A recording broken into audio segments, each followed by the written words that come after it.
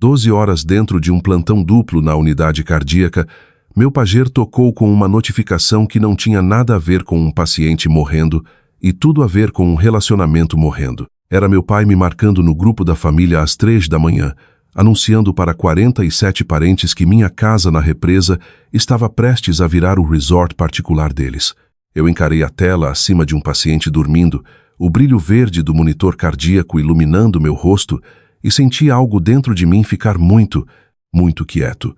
Meu nome é Marla Crespo, tenho 36 anos, sou enfermeira registrada há 14 anos, os últimos 6 deles na unidade de terapia intensiva cardiológica de um hospital de ensino em Belo Horizonte, Minas Gerais. Trabalho à noite porque o adicional é melhor, porque a política é mais quieta e porque sempre preferi a companhia de máquinas bipando a companhia da minha própria família. Essa última parte é algo que só admiti para mim mesma recentemente. Mais ou menos na época em que comprei a casa na represa, com dinheiro que economizei por 9 anos seguidos. A casa fica em um braço tranquilo de uma represa, a cerca de 40 minutos ao norte do hospital. Tem 3 quartos, um pequeno pier, uma varanda telada voltada para o oeste e uma cozinha que eu mesma projetei depois de assistir vídeos demais de reforma durante a pandemia.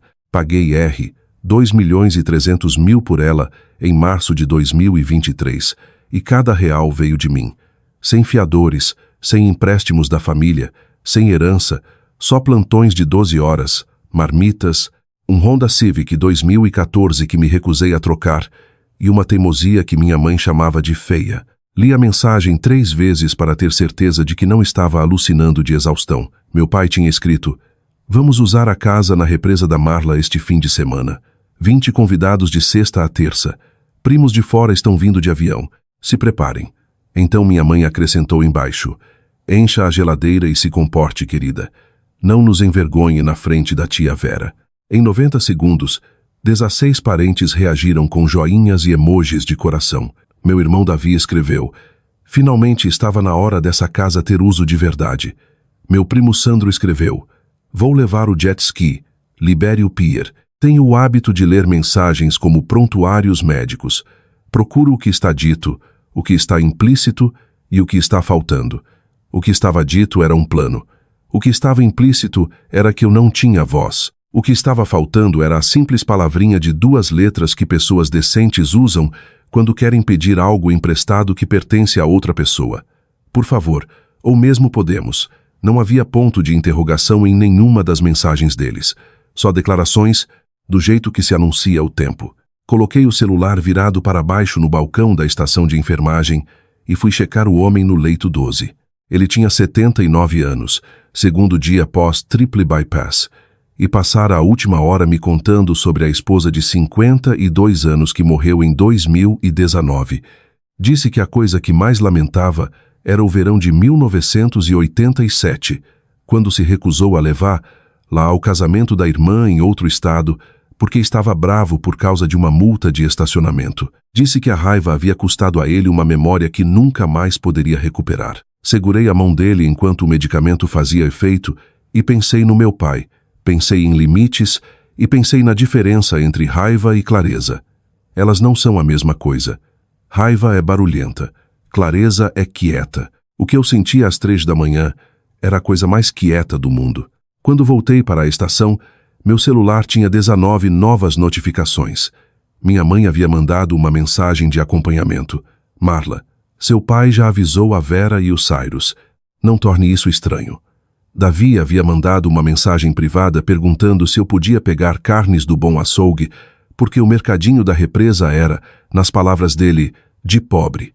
Minha prima Suelen havia perguntado se a senha do Wi-Fi continuava a mesma de quando ela ficou lá em maio. Eu nunca havia dado a senha do Wi-Fi para Suelen. Nunca havia deixado Suelen ficar lá. Nem sabia que Suelen havia entrado na minha casa até aquele exato momento. Rolei para cima no chat lentamente porque as luzes da unidade estavam fracas, meus olhos estavam cansados e eu queria ter certeza. Lá estava, enterrado em uma thread sobre o chá de bebê de uma prima. 17 de maio, minha mãe havia escrito: "Estamos na represa no feriadão. Marla não sabe, não postem fotos ainda." 41 pessoas tinham visto aquela mensagem. Nenhuma delas tinha me contado. Minha própria mãe havia pegado uma chave que eu não dei, aberto uma casa que eu não convidei e recebido parentes lá por 3 dias, enquanto eu fazia plantões seguidos e comia um sanduíche triste de peru em uma cadeira dobrável na sala de descanso. Sentei. Não chorei. Não choro na frente de ninguém desde 2011. E não ia começar na frente de uma cafeteira quebrada desde a Páscoa. Em vez disso, abri o chat e digitei uma palavra. Não. Só isso. Sem ponto final, sem explicação, sem adjetivo amolecedor. Não. Minha mãe respondeu em menos de 30 segundos, o que me disse que ela estava esperando. Mandou 3 emojis rindo com lágrimas escorrendo dos rostos amarelos e embaixo escreveu: "Você realmente acha que pode nos impedir? Querida, somos seus pais." 47 pessoas viram ela mandar aquilo. Meu pai acrescentou um emoji piscando. Meu irmão mandou um gif de um cachorrinho sendo dito, não por um cachorro bem maior. O chat explodiu com o tipo de riso que famílias usam para lembrar uma pessoa que ela está sozinha. Não respondi. Coloquei o celular no armário, terminei meu plantão, passei o relatório às 7h15 da manhã e dirigi os 40 minutos até a casa na represa em um nevoeiro tão denso que não conseguia ver as lanternas de freio à frente. Estou contando essa parte com cuidado porque o que fiz em seguida não foi impulsivo. Parecia impulsivo para eles. Parecia desequilibrado para eles. Mas cada movimento que fiz entre 7h30 daquela terça-feira de manhã e sexta às 6 da manhã foi planejado, documentado e legal. Tive 3 dias inteiros para pensar e usei cada minuto. Quando entrei na garagem, notei primeiro as coisas pequenas, do jeito que enfermeiras notam as coisas pequenas, porque as coisas pequenas são onde a verdade mora. Havia uma marca fresca de pneu na lateral do gramado onde alguém havia entrado e virado. Havia 2 bitucas de cigarro no cascalho perto da porta lateral, e ninguém na minha família imediata fuma exceto meu tio Jasper, que mora em outra cidade. Havia um recibo desbotado de um posto de gasolina no capacho de boas-vindas, datado de 3 semanas antes, de um cartão terminando em números que eu não reconhecia. Pessoas tinham entrado e saído da minha casa por meses. Eu pagava a prestação, o IPTU, a taxa da associação da represa, o serviço de jardinagem, o controle de pragas e a conta de luz de uma casa que minha família tratava como um timeshare que haviam herdado. Entrei. O ar cheirava levemente ao perfume de outra pessoa, algo em pó e floral, do tipo que minha tia Vera usa. O cobertor no meu sofá estava dobrado do jeito errado. A toalha de mão do banheiro de hóspedes havia sido trocada por uma que eu não possuía. Na cozinha, uma taça de vinho estava de cabeça para baixo no escorredor e eu não bebo vinho. Abri a geladeira e havia um pote de picles pela metade com um bilhete adesivo que dizia: "Guardar para a próxima vez." Fechei a geladeira. Sentei no chão da minha própria cozinha de uniforme, que ainda cheirava ao hospital. E pela primeira vez em 14 anos de enfermagem, liguei avisando que estava doente para os próximos 3 plantões. Então abri o laptop e comecei a fazer uma lista. A lista tinha 3 colunas. Legal, logístico pessoal. Quando o sol nasceu sobre a represa, a lista tinha 4 páginas. E no topo da primeira página, em letras maiúsculas, eu havia escrito uma frase que me carregaria pelos próximos 96 horas. Esta casa é minha, e eles estão prestes a aprender o que essa palavra realmente significa. A primeira ligação que fiz foi para uma mulher chamada Emani Bellini, que havia estado 2 anos à minha frente no ensino médio e agora tocava um pequeno escritório de direito de família em Nova Lima. Eu havia cruzado com ela em uma corrida beneficente em 2024 e ela havia me dado seu cartão dizendo, meio brincando, que se minha família algum dia me pressionasse demais, ela cuidaria da papelada com desconto. Eu havia rido na época. Não estava rindo agora. Ela atendeu no segundo toque, mesmo sendo pouco depois das 8 da manhã. Contei tudo com a voz plana e organizada que uso quando passo relatório para o turno do dia. A casa, o chat, a visita de maio que eu nunca autorizei, as bitucas de cigarro, o recibo, o perfume na sala. Ela não interrompeu. Quando terminei, ficou quieta por um longo momento. E então disse, Marla, antes de falarmos de qualquer outra coisa, preciso que você responda uma pergunta com honestidade. Você quer assustá-los ou quer acabar com isso? Porque são 2 serviços completamente diferentes e custam valores diferentes. Pensei no homem do leito 12 e na esposa que ele nunca levou para o casamento. Pensei nos emojis rindo. Pensei em Suelen pedindo minha senha de Wi-Fi, como se tivesse direito a ela. Disse, quero acabar com isso. Não quero assustar ninguém. Quero que este seja o último fim de semana que qualquer um deles assume qualquer coisa sobre mim. Ela me disse para ir ao escritório dela ao meio-dia. Me disse para levar todos os documentos que eu tinha relacionados à casa, todas as capturas de tela do chat da família desde 2 anos atrás e todos os recibos ou registros que eu conseguisse encontrar que provassem que a casa havia sido usada sem minha permissão. Também me disse para fazer uma coisa que me surpreendeu. Me disse para continuar sendo educada no chat.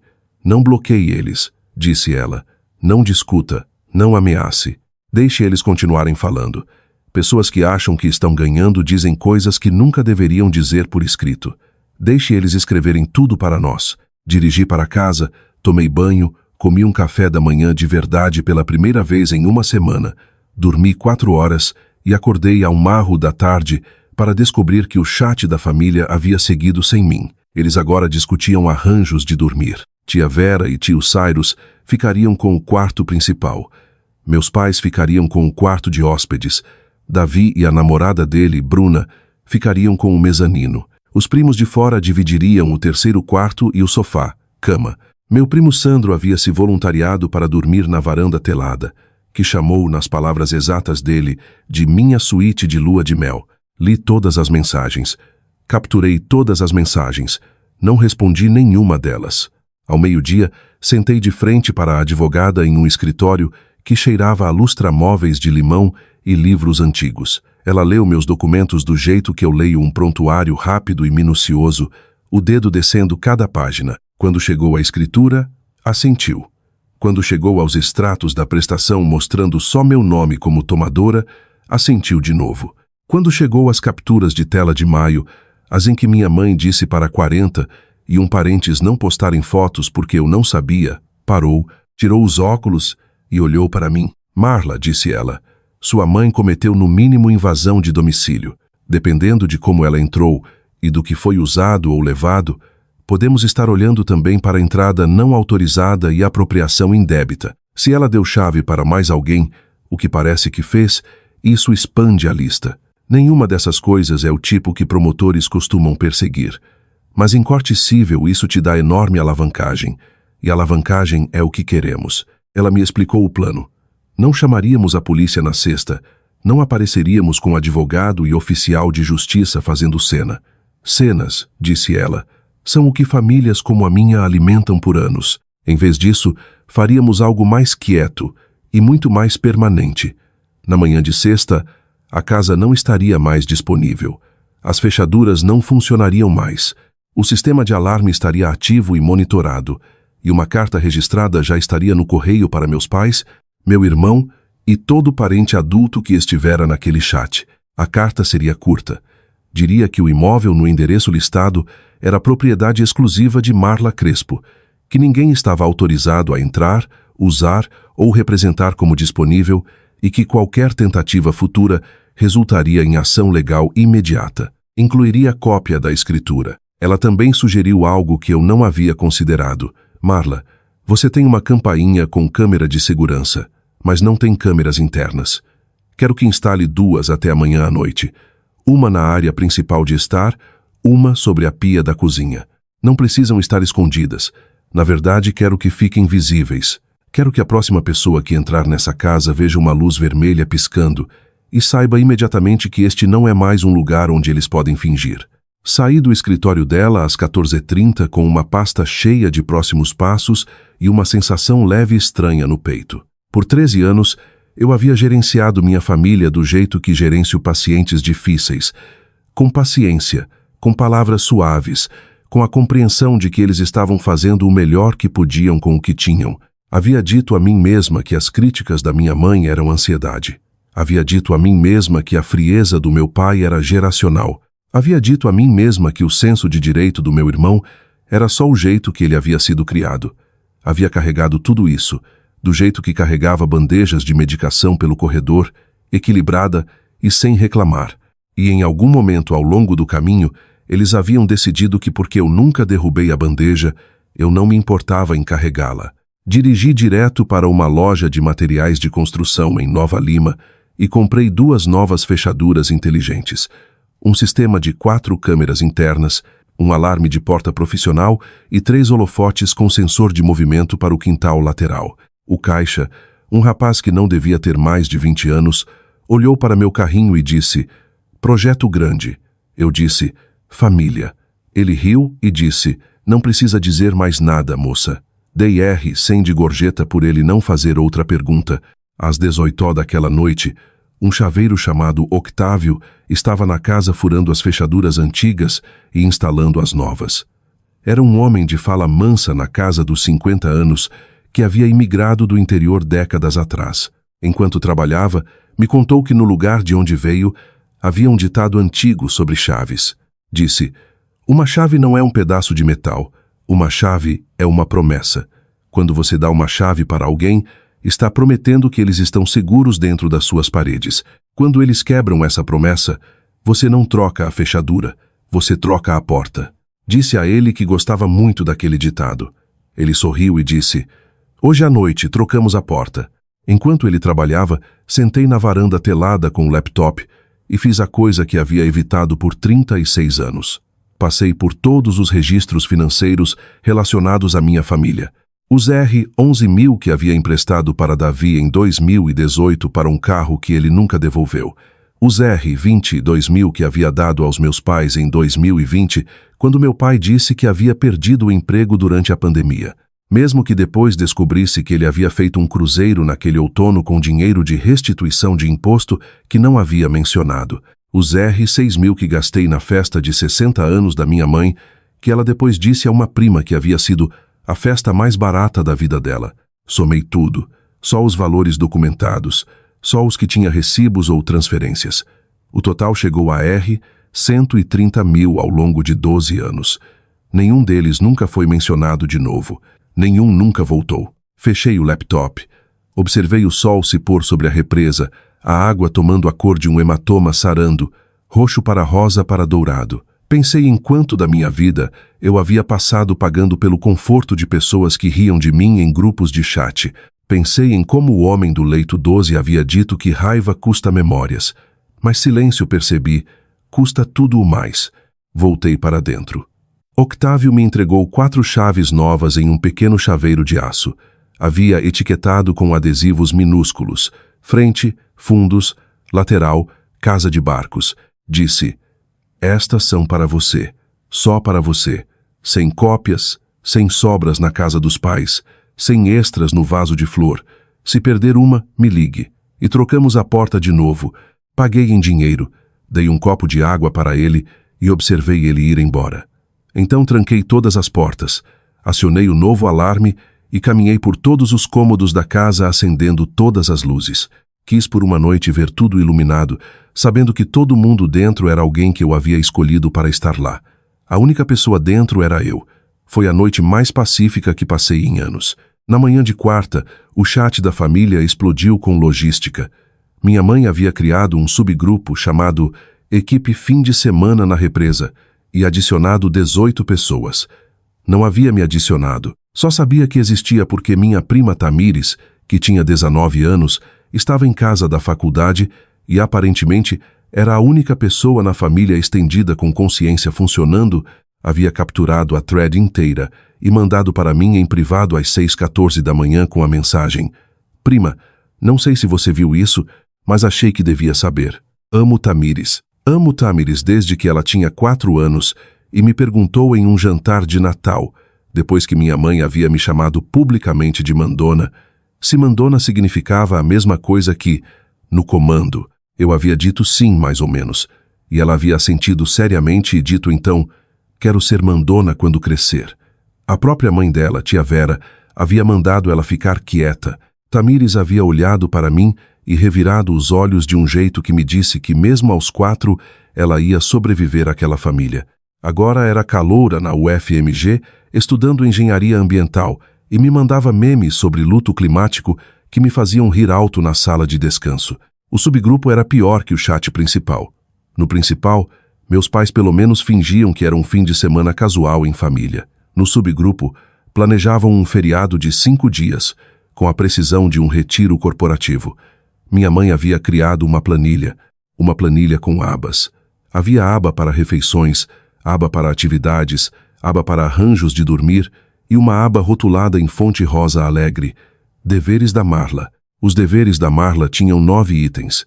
Estocar geladeira com mantimentos para 20. Lista anexada. Fornecer roupa de cama limpa para todas as camas mais sofá, cama mais varanda. Ter o barco abastecido e pronto até sexta ao meio-dia. Contratar serviço de limpeza para terça após a saída. Confirmar que o Wi-Fi está funcionando. Senha fixada na geladeira. Montar estação de café com 2 máquinas, uma normal, uma descafeinada. Buscar tia Vera e tio Cyrus, do aeroporto de Confins, na quinta às 16. Colocar flores de boas-vindas no quarto principal. Tia Vera gosta de peônias. Ficar fora do quarto principal e banheiro principal durante toda a estadia. Li aquela última linha 4 vezes. Ficar fora do quarto principal e banheiro principal durante toda a estadia na minha própria casa. A casa que eu havia comprado com meu próprio dinheiro. Minha mãe havia escrito em uma planilha compartilhada com 18 parentes que eu não tinha permissão para entrar em 2 dos meus próprios cômodos. Encaminhei a planilha para a advogada. Ela respondeu em menos de 10 minutos. Marla, isso é ouro. Continue. Não responda. Não respondi. Em vez disso, fui ao supermercado, mas não para eles. Comprei 2 semanas de comida para mim, uma garrafa de champanhe decente e um bolo de chocolate de uma confeitaria em Nova Lima que tinha fila de 6 meses para pedidos de casamento. Coloquei o bolo no freezer.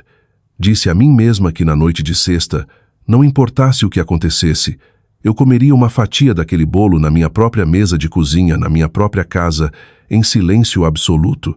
Enquanto estava no supermercado, meu celular tocou. Era minha mãe. Não ouvia a voz dela havia 11 dias. Deixei cair na caixa postal. Ela ligou de novo. Deixei cair na caixa postal. Ligou uma terceira vez. Então mandou uma mensagem. Marla, atenda o telefone. Seu pai e eu precisamos discutir o cardápio com você. Não vamos brincar. Não respondi. Ligou uma 4ª vez. Desliguei o telefone e terminei as compras em paz. Quando liguei de novo em casa, havia 6 caixas postais, 14 mensagens e uma de Davi que dizia simplesmente: pare de ser criança. Sentei na ilha da cozinha e ouvi todas as caixas postais, uma após a outra, como se estivesse ouvindo a gravação da vida de uma estranha. A primeira era doce. Marla, querida, me ligue de volta. Só queremos conversar. A segunda estava levemente irritada. Marla, aqui é sua mãe. Atenda. A terceira estava mais afiada. Marla, não gosto de ser ignorada. A 4ª foi a que salvei. A que garanti fazer backup em 3 lugares diferentes antes do dia acabar. Na 4ª caixa postal, minha mãe disse: Marla, não sei o que deu em você, mas isso vai acontecer queira você ou não. Seu pai tem a chave reserva. Estaremos aí sexta ao meio-dia com 20 pessoas. E se a casa não estiver pronta, você vai envergonhar esta família de um jeito que não vai se recuperar. Eu te dei a vida. Eu te dei um nome. O mínimo que você pode fazer é me dar um fim de semana em uma casa que você só tem porque ensinamos você a trabalhar. Não me teste, Marla. Você vai perder. Toquei aquela caixa postal 3 vezes. Então mandei por e-mail para a advogada. Então mandei para mim mesma. Então coloquei o celular no balcão, saí até o pier e fiquei na ponta dele por um bom tempo, observando uma garça azul ficar perfeitamente imóvel nas rasas. A garça não se moveu por quase 20 minutos. Só ficou lá, paciente e esperando, sabendo que o peixe acabaria chegando perto o suficiente. Quando finalmente atacou, foi tão rápido que quase perdi. O peixe nunca viu vir. A garça não se gabou. Só engoliu e voltou a ficar em pé. Pensei, essa é a energia que preciso levar para a cesta. Não raiva, não gritaria, só quietude. E então, quando o momento chegar, um movimento limpo. Voltei para dentro e me pus a trabalhar. Instalei as câmeras internas eu mesma, exatamente onde a advogada havia dito. Testei o alarme. Mudei a senha do Wi-Fi para algo que minha prima Suelen nunca adivinharia em 100 anos. Liguei para a Associação da Represa e atualizei meus contatos de emergência, removendo meus pais e adicionando a advogada Itamires.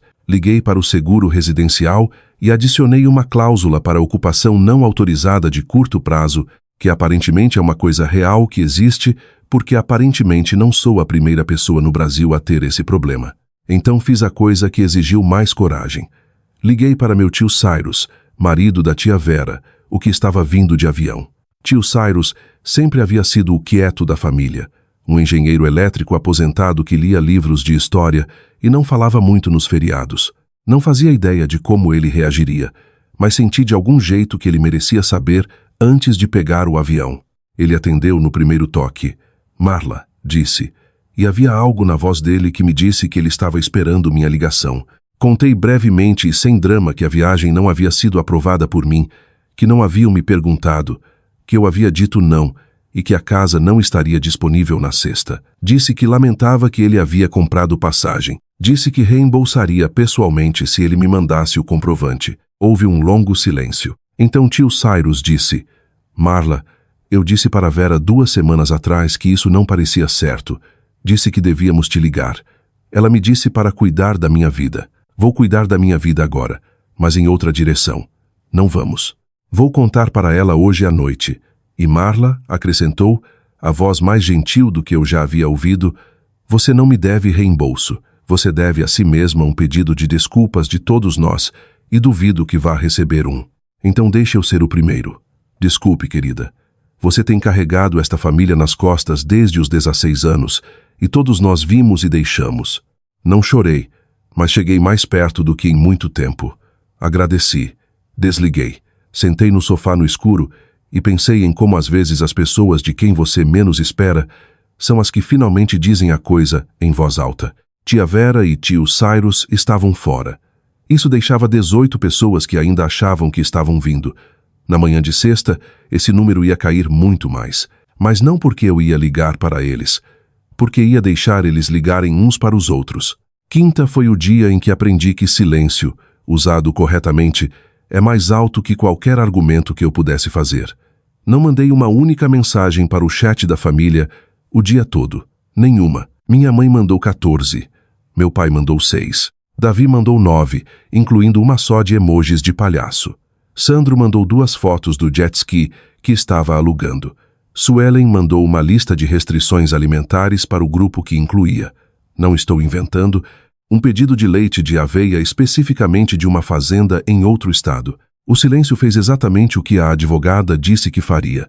Pessoas que não recebem resposta começam a preencher os espaços em branco sozinhas, e os espaços que preenchem são sempre piores que a verdade. Às 14, minha mãe havia se convencido de que eu estava a caminho da casa para estragar tudo. Às 16, meu pai havia se convencido de que eu ia chamar a polícia para eles. Às 18, Davi havia se convencido de que eu estava vendendo a casa pelas costas, o que o fez entrar em pânico de um jeito que confirmou tudo que eu sempre suspeitei sobre por que ele pressionava tanto meus pais para usar o lugar. Davi me ligou às 18h47. Deixei cair na caixa postal 2 vezes.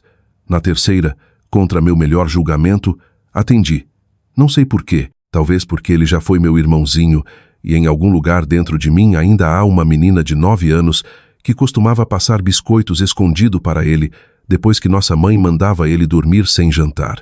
Talvez porque quisesse ouvir com meus próprios ouvidos o que ele havia se tornado. Marla, disse ele, sem cumprimento, sem calor, só meu nome como uma acusação. O que você está fazendo? Estou em casa, disse. Você sabe o que eu quero dizer. Mamãe está surtando. Papai está andando de um lado para o outro. A Bruna está chorando porque já contou para as amigas que ia estar em uma casa na represa este fim de semana e agora parece idiota. Você precisa consertar isso. Esperei. Aprendi em 14 anos de enfermagem que silêncio depois de uma exigência é a ferramenta mais poderosa que uma pessoa tem. Pessoas acostumadas a conseguir o que querem não aguentam silêncio. Elas continuam falando. Dizem mais do que pretendiam. Davi disse mais do que pretendia. Disse, olha, Marla, eu sei que você acha que comprou aquela casa sozinha, mas você e eu sabemos que não é a história toda. Mamãe e papai fiaram o aluguel do seu primeiro apartamento em 2012. Você não teria tido crédito para chegar até aqui sem eles. Então, tecnicamente, em um sentido de justiça, aquela casa é parcialmente deles também. Você só é a que tem o nome. Quase ri. Realmente.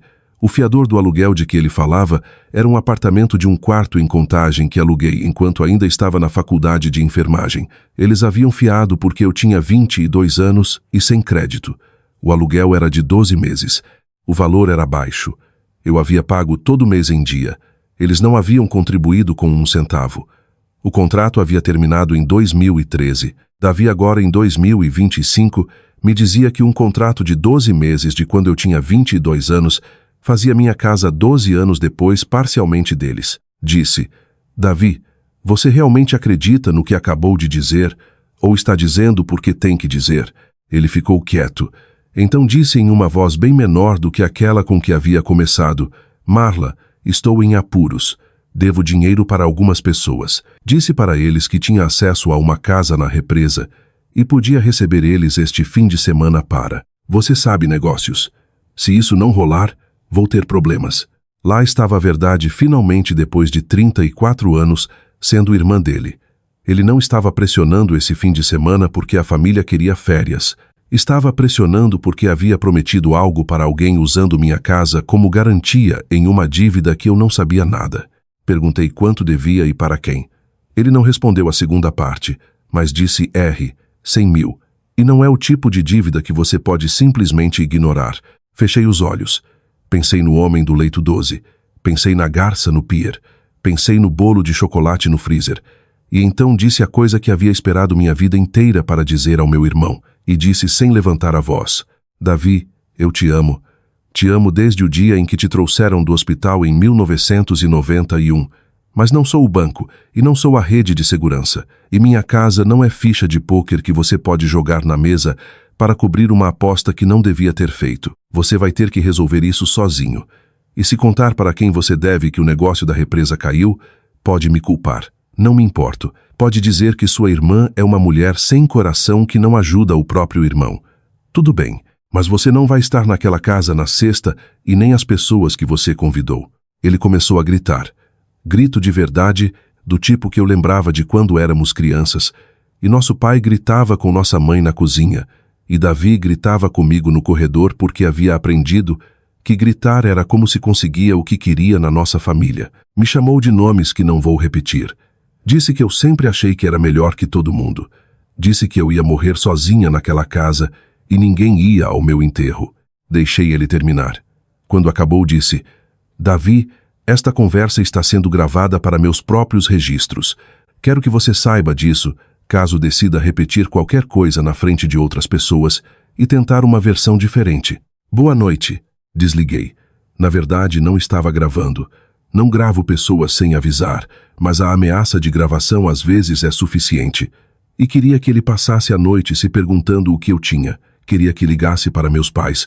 Queria que contasse o que havia dito. Queria que aquela informação se espalhasse pelo chat da família do jeito que notícia ruim sempre faz. Mais rápido que boa notícia, com todo mundo adicionando seus próprios enfeites. Funcionou. Às 22, o chat, equipe fim de semana na represa, que Tamires ainda encaminhava para mim, estava em caos.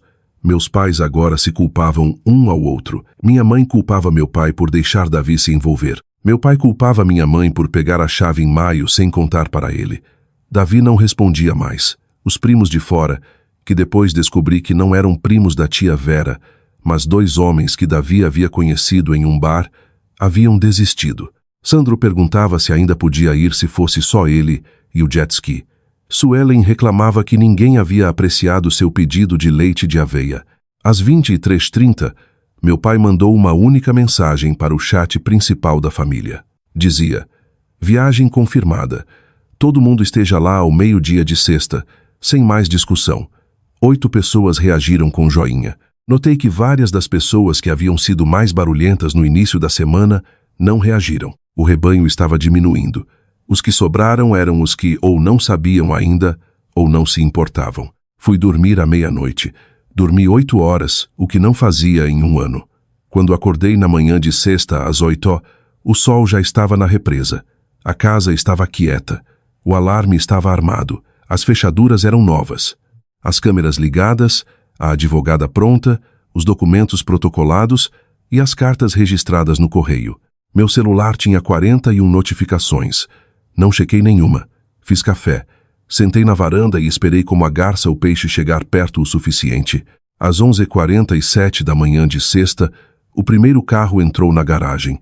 Era um SUV preto que eu não reconhecia, mas a placa era de outro estado, o que me disse tudo o que precisava saber.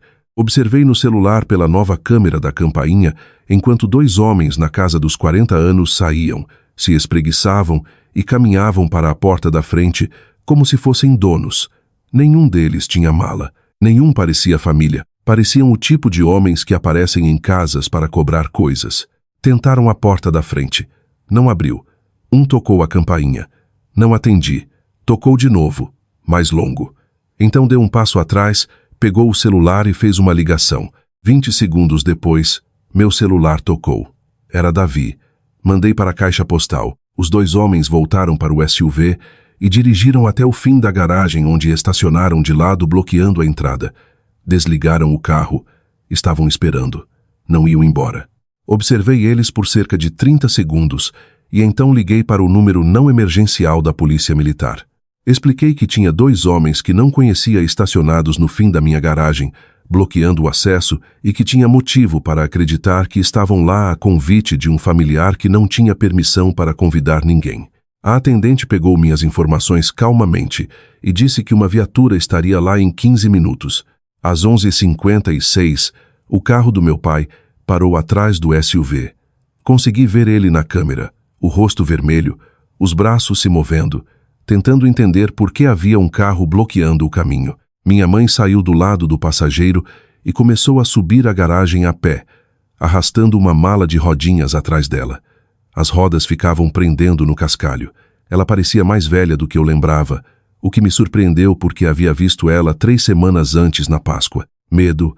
Aprendi nos meus anos na unidade cardíaca, envelhece as pessoas mais rápido que o tempo. E ela estava com medo, só ainda não sabia. Chegou à porta da frente às 12h01. Tentou a chave. Não funcionou. Tentou de novo. Virou, chacoalhou, puxou, colocou de volta. Então tocou a campainha. Então bateu na porta. Então gritou meu nome alto o suficiente para eu ouvir através da porta e através da câmera ao mesmo tempo. Um efeito estéril estranho. A voz da minha mãe em 2 lugares. Marla, Marla, abre essa porta. Marla, sei que você está aí. Não me movi da cadeira na varanda. Tinha uma xícara de café em uma mão e o celular na outra. Tinha a advogada no viva voz silenciada do lado dela ouvindo. Tinha Tamires em uma thread de texto me mandando atualizações do chat da família em tempo real. Tinha o feed da câmera aberto no laptop. Estava pela primeira vez na vida com essas pessoas, perfeitamente preparada. Meu pai chegou à porta. Havia deixado os carros para discutir com os homens no SUV e aparentemente não havia ido bem porque estava respirando pesado e as mãos tremiam. Bateu na porta. Marla, abre essa porta agora. O que você fez com a casa? O que você fez? Essa foi a linha, a que eu estava esperando. A que sabia que ele diria, porque na versão dele do mundo, qualquer coisa que não se dobrasse à vontade dele havia sido quebrada por alguém. O que você fez com a casa? Como se eu tivesse feito algo com ela. Como se a casa, que era minha, que eu havia comprado, que eu havia pago, decorado, limpado e amado, tivesse sido danificada pelo simples fato de eu trancar a porta da frente. Desmutuei o celular. Disse baixinho: advogada, é hora. Ela disse: estou pronta quando você estiver. Desliguei, levantei, caminhei até a porta da frente, não abri. Em vez disso, apertei o botão do interfone na nova campainha, o que me deixava falar pela câmera, e disse na voz mais calma que já usei na vida: pai, mãe, a casa não está disponível este fim de semana. As fechaduras foram trocadas, o alarme está ligado, há câmeras dentro e fora. Tudo o que vocês estão fazendo agora está sendo gravado. Por favor, saiam da propriedade. Minha mãe fez um som que não vou tentar descrever. Não era choro, não era grito. Era algo entre o som que uma pessoa faz quando a realidade finalmente alcança ela. Meu pai ficou imóvel, olhou direto para a câmera, para a lente, e pela primeira vez na minha vida adulta, vi algo no rosto dele que não era desprezo. Era confusão. Ele não entendia o que estava acontecendo porque o que estava acontecendo nunca havia acontecido antes. Eu havia dito não e o não tinha dentes. Disse: Marla, abre essa porta. Precisamos conversar sobre isso como adultos. Disse: Estamos conversando como adultos. Sou uma adulta na minha casa dizendo que vocês não têm permissão para entrar. Essa é a conversa. Não há nada para negociar. Ele disse: Você não pode fazer isso com sua mãe. Olhe para ela. Olhe o que você está fazendo. Olhei para minha mãe pela câmera. Ela estava encostada no batente, a mão sobre a boca, a mala tombada na varanda. Olhei para ela por um longo tempo. E o que vi finalmente depois de 36 anos não era uma mãe. Era uma mulher que havia construído toda a sua identidade na ideia de que seus filhos nunca diriam não para ela. E eu havia dito não. E a identidade estava desmoronando. Isso não era minha culpa, nem meu problema. Era dela. E ela ia ter que aprender a carregar sozinha do jeito que eu havia carregado tantas coisas para ela. Disse: Mãe, lamento que você esteja chateada. Não lamento. Disse não. A viatura chegou às 12h11. Eu havia dado à atendente uma descrição completa da situação, incluindo os nomes de todo mundo que esperava na propriedade e o fato de que tinha documentação de que era a única proprietária. A policial era uma mulher na casa dos 50 anos que subiu à garagem com a expressão paciente e ligeiramente entediada de alguém que havia lidado com 300 disputas familiares na carreira e estava prestes a lidar com a 301ª. Falou primeiro com os homens no SUV. O que quer que tenham dito, foi breve porque em 4 minutos eles estavam de volta no carro e saindo rápido, sem olhar para trás. Então caminhou até meus pais. Destranquei a porta, abri só o suficiente para sair, fechei atrás de mim e me juntei a eles na varanda. Não convidei ninguém para entrar.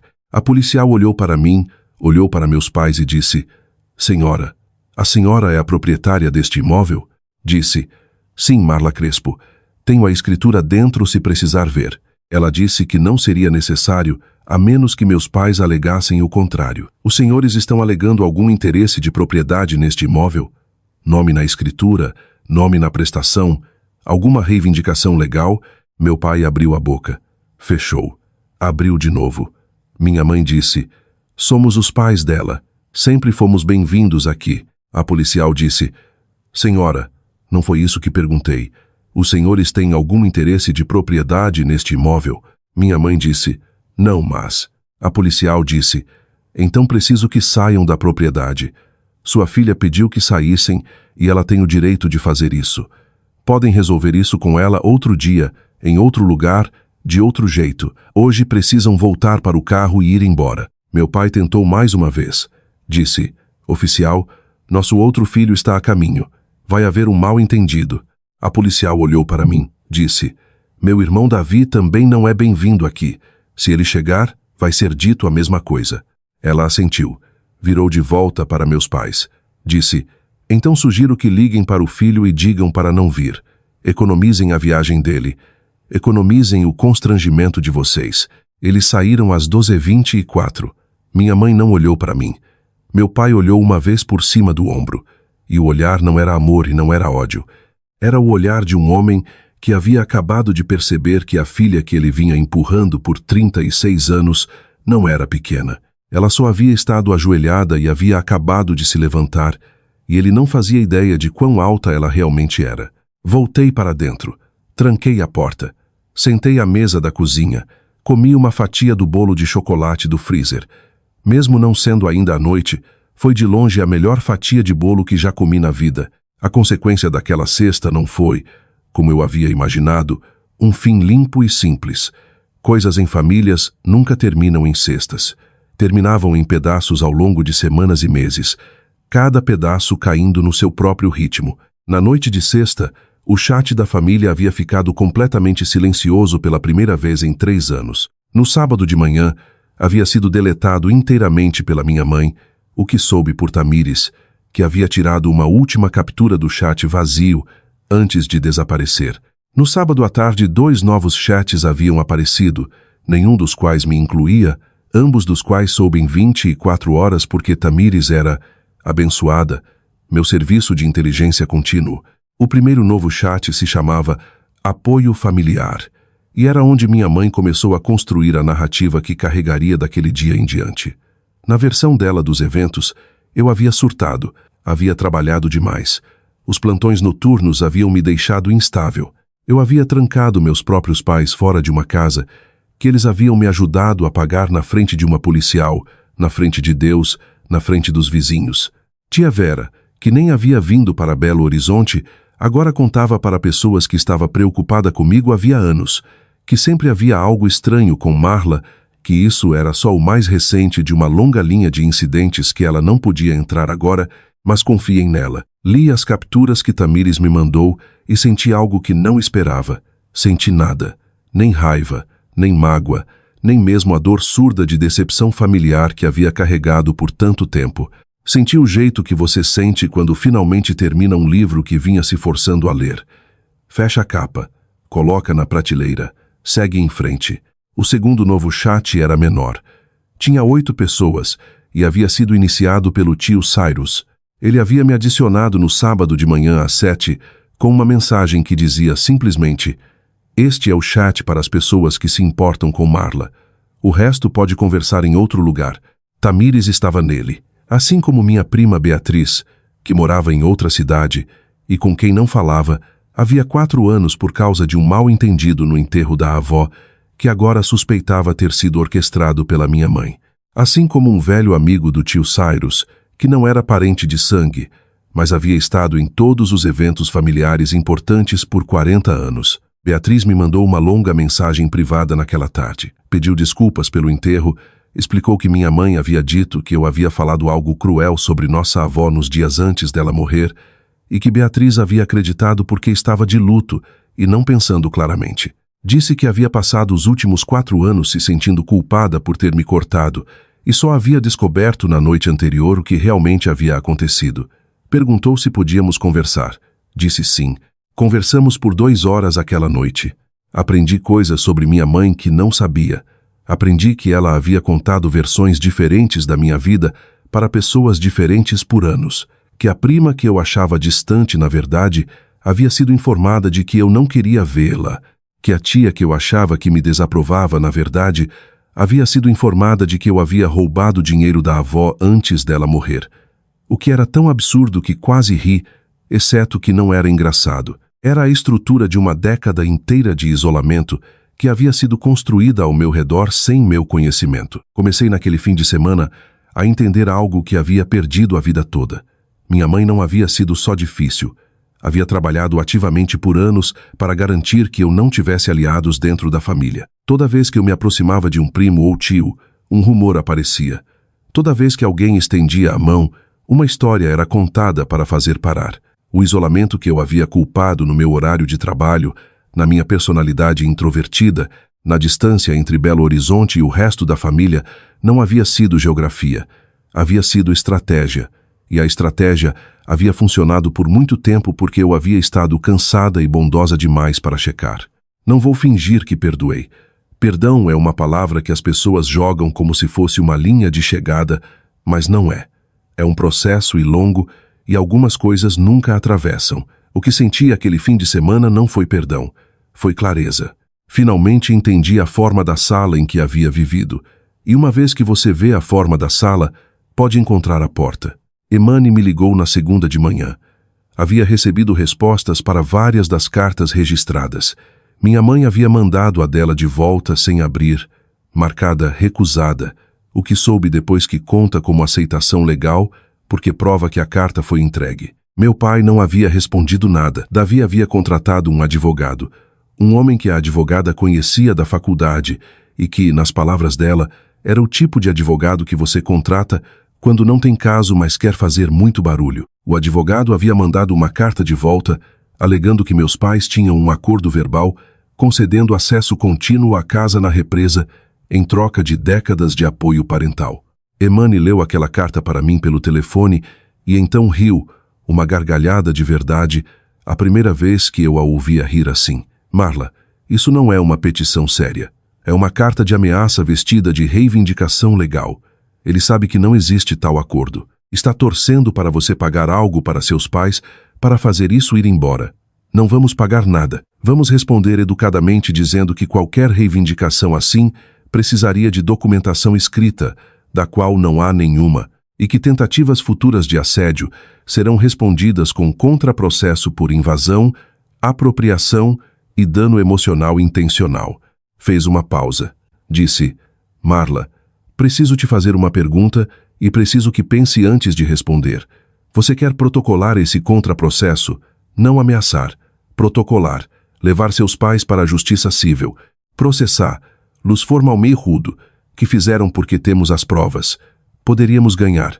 Os danos não seriam enormes. Talvez erre 100 mil ou 150 mil.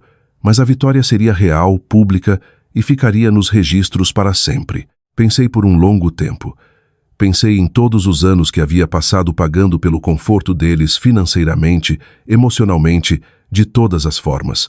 Pensei nos 130 mil que havia dado ao longo de 12 anos que ninguém nunca mencionou de novo. Pensei na policial na minha varanda e no som da minha mãe na porta e no homem do leito 12 que havia me dito: que raiva custa memórias. Disse para a advogada: não quero processar eles. Quero que a carta pare com eles e quero que o não contato seja claro e quero que isso acabe. Não quero ficar em um tribunal olhando para minha mãe do outro lado do corredor pelos próximos 2 anos da minha vida. Quero minhas cestas à noite de volta. Quero minha casa na represa de volta. Quero meu cérebro de volta. Emani disse: bom, essa é a resposta certa para você. Só queria ter certeza de que você tinha a escolha. Algumas pessoas precisam do tribunal para sentir que ganharam. Você não precisa. Você já ganhou. Ela redigiu a resposta para o advogado naquela tarde. Nunca mais ouvi falar dele. Nunca mais ouvi dos meus pais diretamente também, não de forma significativa, embora houvesse tentativas nos meses seguintes, tentativas que vou chegar. O que quero dizer aqui, porque é a coisa mais verdadeira que aprendi aquele fim de semana, é que o momento em que você para de precisar que sua família se comporte como família, você começa a ver quem eles realmente são. E uma vez que os vê claramente, pode decidir pela primeira vez que papel eles têm na sua vida. O papel que dei para eles depois daquele fim de semana foi pequeno, menor do que eles haviam sido, menor do que haviam imaginado que eu ousaria fazer. A primeira tentativa de reentrada veio no final de junho, cerca de 6 semanas depois da sexta na represa. Veio na forma de uma visita ao hospital, que foi ou uma estratégia inteligente ou uma emergência genuína, e ainda não sei qual. Meu pai ligou diretamente para a unidade cardíaca à 1h da manhã de uma terça, perguntando por mim pelo nome. Disse para a atendente, uma mulher que trabalhava lá mais tempo que eu, que estava com dor no peito e queria que a filha soubesse. A atendente veio me encontrar no quarto 9, onde eu estava pendurando uma nova bolsa de medicação para uma mulher de 60 anos pós-troca de válvula. Disse, Marla, seu pai está no telefone. Diz que está com dor no peito. Quer falar com você antes de ir para o pronto-socorro. Quero ser honesta sobre o que senti naquele momento. Senti meu coração pular. Senti meu treinamento entrar em ação. Senti a filha em mim, a que achava que havia dobrado e guardado, levantar a cabeça e dizer, mãe e pai. Quase corri para o telefone. Quase. Mas sou enfermeira cardíaca há 14 anos. Sei como soa uma ligação real de dor no peito. Sei que homens tendo ataques cardíacos de verdade não, como regra, ligam para as filhas afastadas da sala de estar às 1h da manhã para conversar antes de ir ao pronto-socorro. Eles ligam para o SAMU. Contam para a esposa. Vão. Não tem uma conversa sobre isso primeiro. A própria ligação foi um sinal. A ligação significava que ele não estava tendo ataque cardíaco. A ligação significava que estava tendo manipulação. Peguei o telefone da atendente. Disse, pai, se você está com dor no peito, desligue agora e ligue para o SAMU. Não fique no telefone comigo. Desligue e ligue. Ele disse, Marla, só queria ouvir sua voz caso. Disse, pai, desligue e ligue para o SAMU. Eu te amo. Desligue. Houve silêncio. E então ele disse em uma voz que não era voz de ataque cardíaco. Em uma voz completamente estável, clara e ligeiramente irritada. Marla, sua mãe e eu temos pensado muito. Queremos te ver. Não estamos perguntando sobre a casa na represa. Estamos perguntando sobre você. Cometemos erros. Queremos conversar. Não havia dor no peito. Nunca havia havido dor no peito. Ele havia usado uma ligação de dor no peito para meu local de trabalho para passar pela parede que eu havia construído. Havia usado meu treinamento contra mim. Havia contado com a filha em mim para sobrepor a enfermeira em mim. E havia contado com a enfermeira em mim para sobrepor a mulher que havia trancado a porta 6 semanas antes. Havia usado todas as partes de mim como chave. Disse: pai, se você ligar para esta unidade de novo, alegando uma emergência médica que não é real, vou reportar você para a segurança do hospital e para a polícia. Boa noite. Desliguei. A atendente estava me observando. Havia ouvido o suficiente para entender. Disse: você está bem, filha? Disse: vou ficar. Ela assentiu e voltou para sua estação. E nunca mais me perguntou sobre isso, o que é uma das muitas razões que amo trabalhar à noite. Sentei na estação de enfermagem por um longo tempo depois disso, registrando, as mãos firmes no teclado, a mente muito longe. Pensei em como as pessoas que dizem te amar podem se tornar as pessoas mais perigosas na sua vida. Não porque querem te machucar, mas porque querem algo de você e sabem exatamente quais cordas puxar. Meu pai havia puxado a corda da dor no peito. Minha mãe, eu sabia, puxaria uma corda diferente, a corda do neto. Talvez, mesmo eu não tendo filhos, a corda dos pais envelhecendo, a corda, você vai se arrepender quando formos embora. Eles tentariam todas as cordas da bolsa. Meu trabalho pelo resto da vida era reconhecer cada corda quando fosse puxada e decidir se queria ser a marionete que dançaria para ela. A segunda tentativa veio em agosto. Minha mãe apareceu no hospital, não na unidade, mas no saguão principal com um buquê de peônias, de todas as coisas, as mesmas flores que havia querido que eu colocasse no quarto principal da minha própria casa para a tia Vera. Disse para a voluntária na recepção que estava lá para surpreender a filha no aniversário. Meu aniversário é em novembro. A voluntária, que não sabia, ligou para a unidade. A enfermeira-chefe daquela noite era uma amiga minha chamada Octávia, e ela desceu ao saguão pessoalmente, deu uma olhada na situação e me ligou em casa onde eu estava dormindo. Marla, disse Octávia, sua mãe está no saguão com flores. Diz que é seu aniversário. É seu aniversário? Disse, não. Octávia disse, foi o que pensei. O que você quer que eu faça? Disse, diga que não estou no hospital hoje e, por favor, acompanhe ela até a saída. Seja educada, seja firme. Ela vai tentar discutir, vai tentar chorar, vai tentar te fazer perguntas sobre mim. Não engaje. Só leve ela até a porta. Octávia disse, entendi. Vou cuidar. Cuidou. Me contou depois que minha mãe havia chorado no saguão por quase 10 minutos, que havia contado para 3 pessoas diferentes que a filha não queria ver, lá, que havia perguntado para o segurança se ele tinha filhos e se trataria a eles assim. O segurança, disse Octávia, havia dito que tinha filhos e esperava que eles colocassem limites com ele também se algum dia precisasse. Ele acompanhou ela até o carro. Ela deixou as peônias na mesa da recepção. Octávia colocou no refeitório. Ficaram bonitas por cerca de 3 dias, e então morreram do jeito que peônias morrem, todas de uma vez. A terceira tentativa veio em outubro. Foi Davi. Não havia me contatado desde a sexta na represa. Havia ouvido por Tamires que os problemas financeiros dele haviam piorado, que a namorada havia saído, que ele havia voltado a morar com meus pais, que os homens de fora haviam sido substituídos por outros, que havia rumores de uma audiência no tribunal. Nada disso havia me surpreendido. Tudo havia me entristecido de um jeito distante. Como você pode ficar triste por um estranho que você já conheceu? Ele ligou de um número que eu não reconhecia, que foi a única razão que atendi. Quando ouvi a voz dele, quase desliguei, mas algo na voz parou. Era pequena. Estava cansada. Era, pensei, possivelmente, real. Disse, Marla, não estou ligando para pedir nada. Só queria dizer que sinto muito pelo que disse no telefone, pelo que tentei fazer com a casa, por tudo.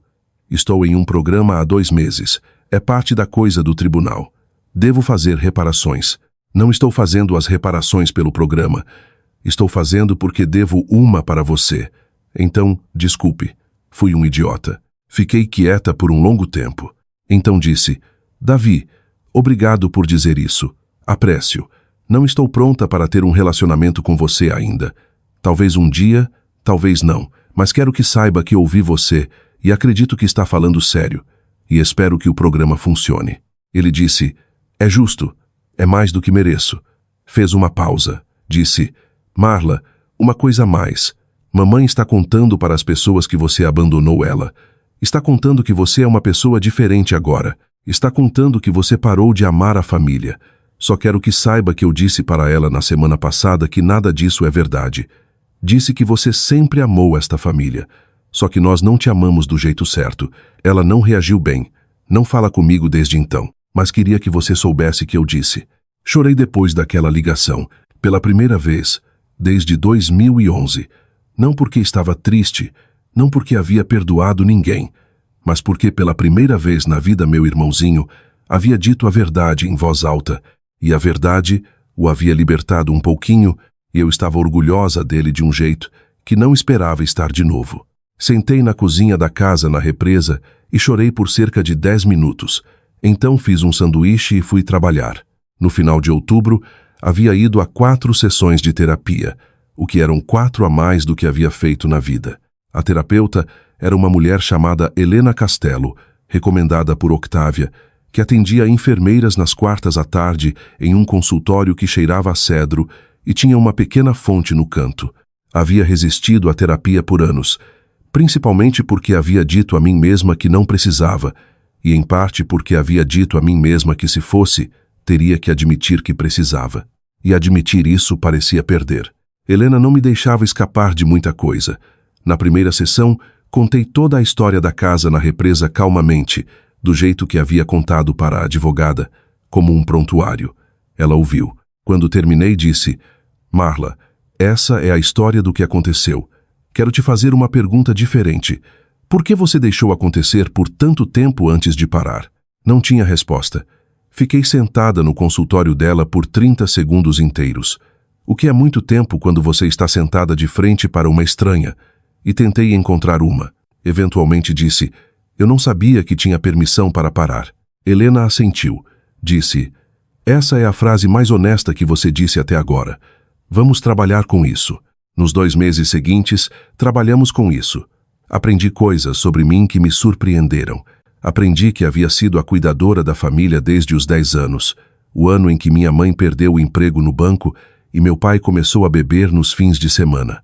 Aprendi que havia sido a que fazia jantar para Davi quando nossos pais esqueciam, a que assinava os documentos escolares dele quando nossa mãe estava cansada demais, a que dizia para os vizinhos que tudo estava bem quando não estava. Aprendi que ser a cuidadora havia me feito sentir importante mesmo quando era exaustivo, e que soltar esse papel significava soltar uma versão de mim que havia construído minha identidade inteira. Aprendi que limites, a palavra que todo mundo usa agora, a palavra que foi tão usada que quase perdeu o significado, não são paredes. São portas com fechaduras que você controla. Você pode abrir quando quiser, pode fechar quando precisa. O ponto não é manter as pessoas fora para sempre. O ponto é escolher toda vez quem entra. Aprendi que a casa na represa não era só uma casa. Era a primeira coisa que havia comprado que ninguém mais tinha reivindicação. Era o primeiro lugar onde havia vivido onde minha mãe não podia entrar sem avisar. Era de um jeito muito real o primeiro pedaço de terra na minha vida inteira que era meu. E era por isso que meus pais haviam atacado. Não porque queriam férias, porque queriam me lembrar e lembrar a si mesmos que nada do que eu tinha era realmente meu. O fim de semana na represa não havia sido sobre peônias e jet skis. Havia sido sobre posse, sobre provar que mesmo o que eu comprava pertencia em algum sentido familiar profundo a eles. Quando cheguei a entender tudo isso no início de novembro, algo havia mudado em mim que não consigo descrever completamente. Me sentia mais leve, me sentia mais alta, me sentia pela primeira vez na vida adulta como se estivesse vivendo no meu próprio corpo, em vez de alugando de outra pessoa. Havia também, até então, começado a reconstruir partes da vida que havia deixado desmoronar. Reconectei com Beatriz, que veio me visitar na represa em setembro por um longo fim de semana e cozinhamos juntas, assistimos filmes e conversamos sobre nossa avó, a versão real dela, não a versão que minha mãe havia passado anos curando. Beatriz me contou histórias que nunca havia ouvido. Contou que nossa avó havia dito uma vez em 1998 que eu era a da família que mais lembrava ela. Eu nunca soube disso. Minha mãe nunca me contou. Minha mãe havia me dito, em vez disso, que nossa avó achava que eu era fria. Havia carregado isso por 27 anos. Não era verdade. Comecei a ver tio Cyrus de novo, não junto com tia Vera, porque tia Vera ainda era leal à minha mãe, e isso era direito dela, mas separadamente. Tio Cyrus dirigiu de outra cidade 2 vezes aquele outono, uma em setembro e uma em outubro só para me levar para almoçar. Me contou sobre um prato de comida mineira, em um lugar perto da represa que ele havia querido ser o tipo de tio que aparecia para mim quando eu era criança. Mas havia tido medo da minha mãe e lamentava. Disse a ele que aparecer agora contava. Ele disse em voz baixa, espero que sim. Comecei a namorar, bem tentativamente, um homem chamado Sebastião, que trabalhava como terapeuta respiratório no andar de baixo. Ele tinha 41 anos, divorciado, tinha uma filha adolescente e era o tipo de pessoa que mandava mensagem confirmando planos, e então chegava 5 minutos antes. Havia conhecido ele profissionalmente por 3 anos e nunca havia pensado nele como nada além de colega. Mas no final de setembro, ele me convidou para um café depois de um código particularmente difícil e acabamos conversando por 4 horas. E no final disse, Marla, não sei como é sua vida fora deste hospital, mas gostaria de descobrir. Disse a ele que minha vida fora do hospital era complicada. Ele disse, a minha também. Não preciso de descomplicado, só preciso de honesto. Havíamos estado nos vendo desde então, lentamente, cuidadosamente, do jeito que 2 pessoas que já foram machucadas por outras aprendem a andar no gelo. Conto tudo isso não porque é a história principal. A história principal é a casa na represa. A história principal é o não. A história principal é a manhã de sexta, quando meu pai bateu na minha porta e perguntou o que eu havia feito com uma casa que eu possuía. Mas todas essas outras coisas são o que cresceu no solo depois do não. E quero que você entenda, se estiver assistindo isso, que o não é o fim. O não é o começo. Você não diz não para sua família para ficar sozinha. Você diz não para as pessoas que estão te machucando para finalmente encontrar as pessoas que não vão. No início de novembro, na semana antes do meu aniversário real, recebi uma carta pelo correio. Não da minha mãe, não do meu pai, não de Davi, da minha avó que havia morrido em 2021. A carta havia sido escrita em 2019 e havia sido enviada por um advogado que eu não conhecia, com um bilhete dele explicando que minha avó havia deixado um pequeno conjunto de cartas para serem enviadas para membros da família em momentos que ela havia especificado. A minha devia ser enviada em novembro de 2025, perto do meu 37 grau ano, por razões que ela não havia explicado para ele. Sentei na varanda telada e abri a carta com mãos que tremiam levemente. A caligrafia era da minha avó, organizada e inclinada, escrita na tinta azul que ela sempre usava. A carta dizia isto: Marla, minha querida, estou escrevendo isto na primavera de 2019, quando tenho 84 anos, e você está prestes a fazer 30. Tenho a sensação de que não vou te ver fazer 40, o que é uma coisa estranha de saber, mas verdadeira. Quero te dizer algo que venho querendo te dizer desde que você era pequena. Você foi a criança da qual mais me preocupei, porque era a que nunca reclamava. Você cuidava de todo mundo, sempre cuidou. Eu vi você fazer isso e nunca te disse para parar porque estava cansada e velha e sua mãe era difícil, e você tornava as coisas mais fáceis para todos nós. Eu deveria ter te dito para parar. Lamento não ter dito. Estou te dizendo agora, pare. Você não deve a eles o que tem dado. Nunca deveu. Você tem permissão para ter uma vida própria com pessoas que te amam do jeito que você tem amado eles. Não espere. Não seja educada. Não seja paciente. Você foi paciente o suficiente. Com amor, vovó. Li aquela carta 4 vezes. Dobrei com cuidado. Coloquei de volta no envelope e coloquei o envelope na gaveta da ilha da cozinha, ao lado da escritura da casa. 2 pedaços de papel, ambos me dizendo a mesma coisa. A casa era minha. A vida era minha. O não era meu. E a mulher que eu havia amado mais no mundo, a que eu achava que eu era fria, havia me dito de 6 anos na terra para continuar. O confronto real, o que eu havia me preparado desde a 6ª de maio, não aconteceu até dezembro. Veio no lugar que menos esperava e da pessoa de quem havia parado de esperar qualquer coisa. Minha mãe apareceu na casa na represa em uma tarde de sábado, 2 semanas antes do Natal, sozinha em um casaco que eu havia comprado para ela em 2017 e um par de botas que eu não havia visto antes. Tocou a campainha. Observei pela câmera. Não parecia brava. Não parecia manipuladora. Parecia, pela primeira vez na minha memória, simplesmente velha. Não havia 7 meses. Havia imaginado esse momento muitas vezes na terapia. Havia imaginado não atender. Havia imaginado atender pelo interfone. Havia imaginado abrir a porta e mandar ela embora. O que realmente fiz me surpreendeu. Abri a porta. Não convidei ela para entrar. Fiquei no batente em um suéter que Sebastião havia me dado com o cachorro que havia adotado em setembro. Um vira-lata chamado Pimenta sentado aos meus pés. Disse: "Mãe." Ela disse: "Marla, podemos conversar?" Disse: "Podemos conversar na varanda. Não estou te convidando para dentro." Ela assentiu. Não discutiu. Isso sozinho foi tão incomum que quase perdi o equilíbrio. Sentamos na varanda telada com a represa cinza atrás de nós e o ar de dezembro cortante. Pimenta sentou entre nós, observando ela com a atenção suspeita que cachorros têm por pessoas que ainda não decidiram. Esperei. Havia aprendido com a advogada, com Helena, com 14 anos de enfermagem, que a pessoa que fala primeiro em uma conversa difícil cede mais terreno. Não ia falar primeiro. Ela falou. Disse: "Marla, tenho ido a uma terapeuta desde setembro." Não disse nada. Disse: "Não comecei porque queria. Comecei porque Davi me disse em um jantar em agosto que não viria para casa no Natal se eu não começasse. Não acreditei nele. Ele não veio em setembro também para meu aniversário. Então comecei." Fez uma pausa.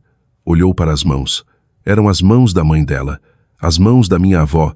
O mesmo formato, as mesmas veias, a mesma mancha de tinta azul no polegar de uma caneta que havia vazado. Disse: "Não fui uma boa mãe para você, Marla. Não sei se você quer ouvir isso de mim ou se importa a essa altura, mas tenho que dizer porque minha terapeuta disse que eu devia dizer antes do Natal, e estou ficando sem tempo antes do Natal, então estou dizendo: não fui uma boa mãe para você.